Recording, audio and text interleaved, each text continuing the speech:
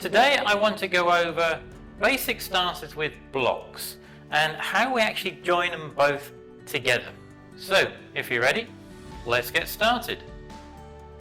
The horse stance, Juchum Seogi, with the middle block, Momtong Makki. Just before we begin, if you want to recap on how to do the actual stance or the block itself, I've put a link in the description below on the actual videos on how to do this. The first thing we need to do is actually take a look at the stance and the block separately. So let's do that first. The horse stance. So let's do a quick recap of the actual stance itself. So to begin with, from the closed stance, you move your left leg out 2 feet. 1, 2. So it's 2 foot width distance apart. And the feet are both parallel, facing forwards. You then bend the actual knees themselves, just like you're riding a horse. Now, from the ankle up to the knee, that part of the leg is as straight as possible, straight up.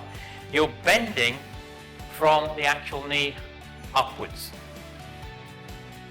You have a straight back, and you're looking in the direction that you're going to be blocking. So if I'm blocking to the right, I'll be looking to the right. If I'm blocking to the left, I'm looking to the actual left itself. And with the weight, it's evenly distributed between both legs. And what you also want to do is concentrate the pressure of the knees inwards. So you can feel the tension in your legs here, and it's actually inwards. And you're tensing your stomach muscles as well. The middle block. Now, with the middle block, when we're blocking at a 90 to 120 degree angle. We are blocking where the top of our knuckles is at the same height as our shoulder height.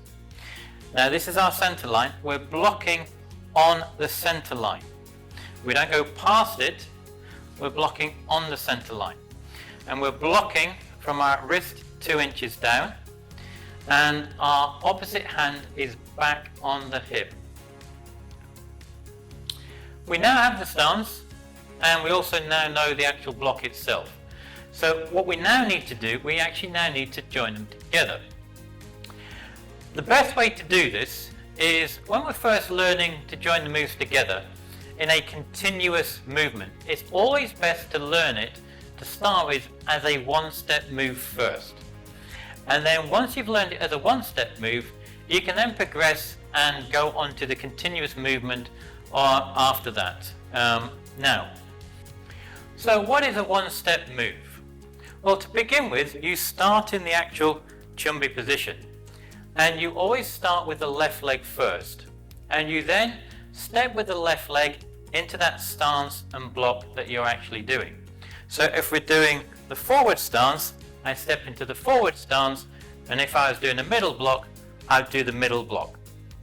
And then from there, then you come back into the chumbi position. Then you would then step with the right leg. So if I'm doing, as I said, the forward stance, I would step out into the forward stance. I would then do the middle block, and then from there then I would step back to the chumbi position, and then I would go to the left side again and back, and then the right side again and back.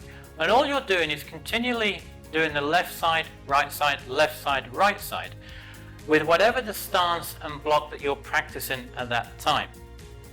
And then once you're comfortable with that actual technique, then you would then progress to the actual continuous movement of the technique. And all you're doing then is, again, you're starting in the chumbi position, and you're just then walking up the actual room itself. So we're blocking, and in the stance, and this time maybe it's a low block. But then you're coming forwards, and you're just continually moving forwards with the actual block itself. And all you then do is you walk up and down the room to get used to the actual technique itself. So let's start by learning the stance and the block together. The one step with the horse stance and the middle block. To start with, we start in the chumbi position. And we're going to start by first moving the left leg first with the actual stance and the block. Now, from there then, you pause for a second, check the stance and check the block to make sure it's all correct. And then you come back into the chumbi position. Now this time we're going to step to the right hand side and we're stepping with the stance and the block at the same time. And again, you pause for a second, check the stance, make sure it's correct. Check the block, make sure it's correct. And then you come back into the chumbi position. And then we're going to do the left side. And then from there then you do the right side. And all you then do is continue to the left and the right, left and right. So you're getting used to the actual movement of joining together the actual stance and the block at the same time.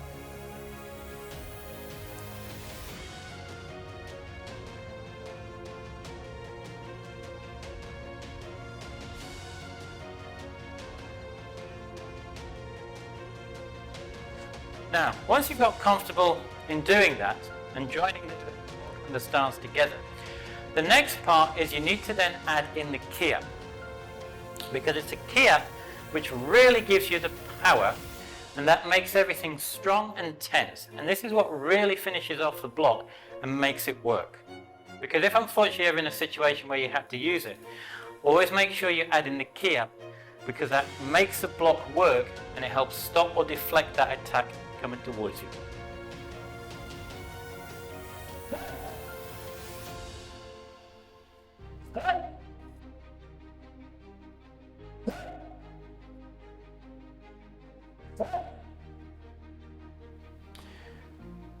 Now we need to go on to the continuous technique.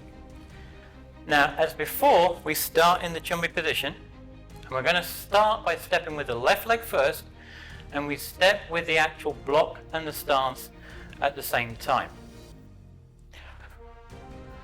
Now once you've done the block and the stance, pause for a second, check the actual stance, is it correct? Check the block, is it correct? And then with this time we're going to move forward with the right leg. And again, you pause for a second, you check to make sure everything is correct, and then we move forward again.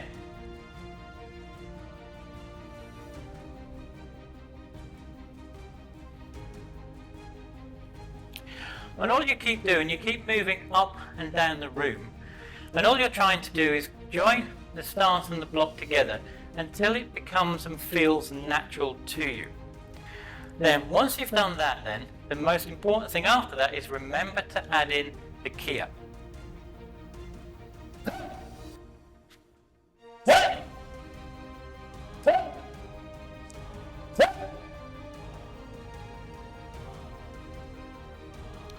And that is the horse stance with the middle block. Now, once you've got to the end of the mat, or if you're practicing at home, maybe in your room, what you then need to do, you need to turn around and go back the other way. So how do you do that? Well, I've made a video on how you learn and practice it, and I've put a link in the description below so you can go and check it out. Now, below in this bottom left hand corner, or maybe somewhere in the top, is the next video on stances and blocks. So you can go and learn and keep practicing them for yourself. As always, until the next time, Gam Sa Hae Ni.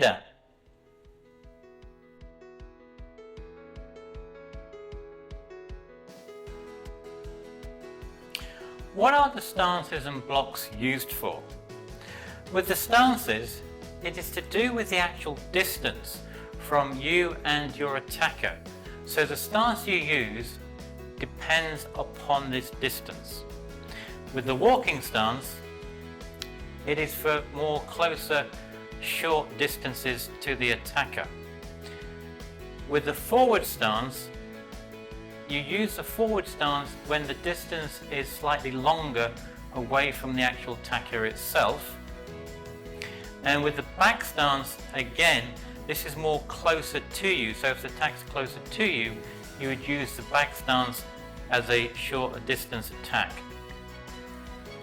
And with the horse stance, this can be used whether that distance is slightly longer or shorter to the attacker, and it is also used when the attack is coming from the side, not to the front, to the actual side itself, because the horse stance is very strong on the side, not as much to the actual front or the back.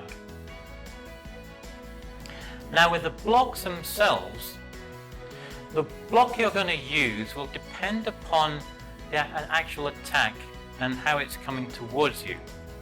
For example, the low block is for anything from the waist downwards. So if anything is coming towards you from the waist downwards, you would use the low block. With the middle block is used from the waist up to the shoulder. So if there's an attack coming within this area here, you would then utilize the actual middle block. And then finally, with the actual high block, if you have any attack or if something is coming down on you from the shoulder up to the head, this area here, this is the area you'd utilize and use the high block for.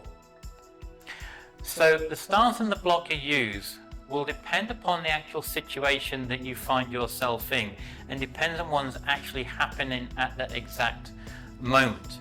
And it's then for you to decide which stance and block to use accordingly to help stop or deflect that attack or that object coming towards you.